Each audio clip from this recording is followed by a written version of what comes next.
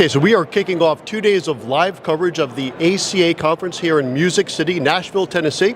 And starting us off, our first guest is Adam Aderton, who is with a partner, I should say, with Simpson Thacher. That's right, and It's great to be here. Thanks, Chuck. Thanks a lot for joining us, Adam. A lot of consonants there to get through, but we did it. And let's get into the meat of this. And by the way, what could be better than talking 2 days of compliance? What could be more thrilling than that? I live for it. And I say that every time I cover a compliance conference, but the truth of the matter is it's hugely important. And what's perhaps sexy about compliance, to the extent compliance can't be sexy, is all the innovations and all the things that are helping us firms stay more compliant. So we were talking a bit off camera, and let's bring it to camera now. For the advisors that are listening to us, most of them are thinking about, going RIA. What advice would you give to them that they should be thinking about as they're making that decision, I guess, go or no go? Yeah, it's a great question, and compliance is one of those things that seems unimportant until it is. And a lot of folks who are new to the RIA world, one of the big risks that you run is a compliance trip up that steps on all the really good things that you're doing for your business. So when you are thinking about going RIA, and when you're thinking about what are the elements of the compliance program that are going to be most important, where do we most often see people trip up? There are really three key areas that I would encourage folks to focus on.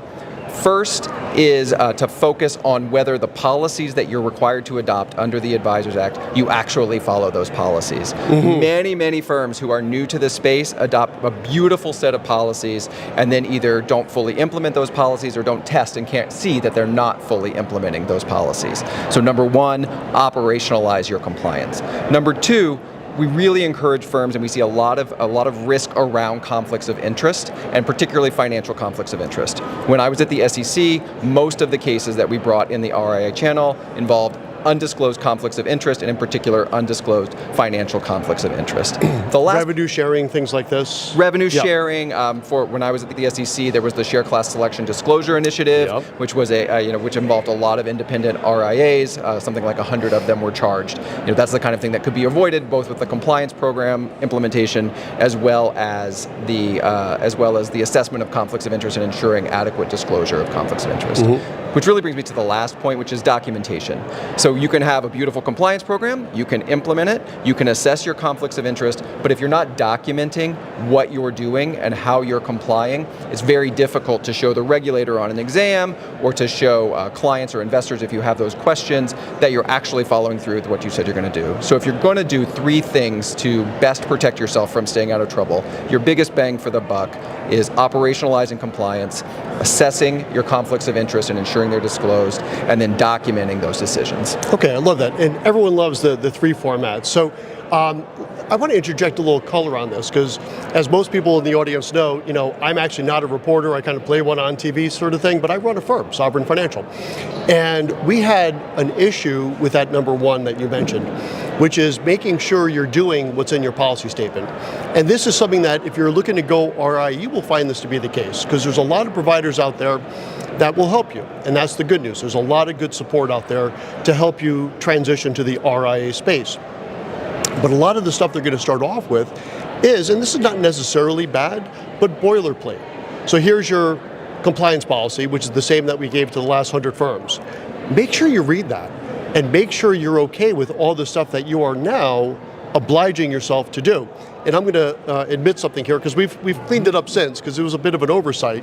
And I should also mention, Adam, you were formerly an SEC. What was the exact title? It was pretty high up. I was co-chief of the asset management unit in the enforcement division. Okay, so that's pretty high up, and you've seen a lot of things. So one of our advisors came to me, and he's the kind of person that reads the entire policy, which everyone certainly should. Not everyone does, but everyone should, because joking aside, it is important. And he said to me, so I've got a client who's 65 down in Florida. I need to have a document signed. Do I need to hop on a plane? I was like, why would you have to hop on a plane? You know exactly what I'm getting at with this. And we had some, residual of someone else's policy for us, because it's kind of a cut and paste a lot of times, which is not necessarily bad. It's a good starting point. That said that whenever we deal with someone over 65, we have to do it in person. And I was like, let's take that out, because that's not what we're doing. Right. Let's talk with them, let's Zoom with them, let's be sure everything is cool. But we have clients in almost every state at this point. We can't be flying to every single client every single time.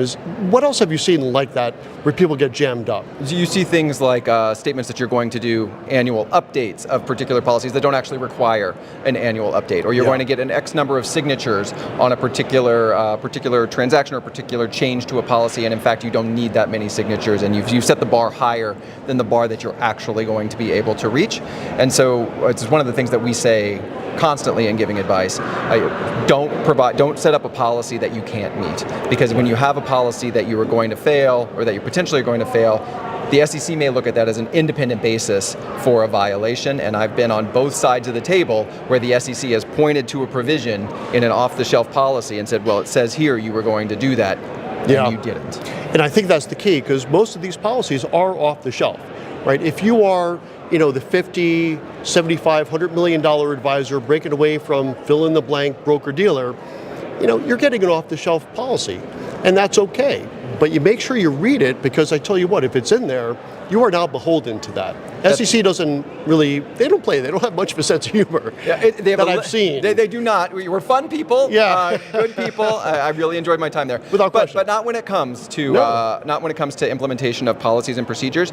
And another point to remember is that from the SEC's perspective, whether you're 75 million, 100 million, $1 billion, in all of those contexts, if you're a registered investment advisor, they're going to hold you to the standard of all registered investment advisors, and it's unlikely that you're going to get a break because you are sort of smaller sized. I think that's an excellent point to bring up here, right? Because I think a lot of advisors think, oh, I'm kind of a small fry, they're going to give me a pass. Well, no. If you're going to be an RIA registered with the SEC, you're going to have to abide by everything.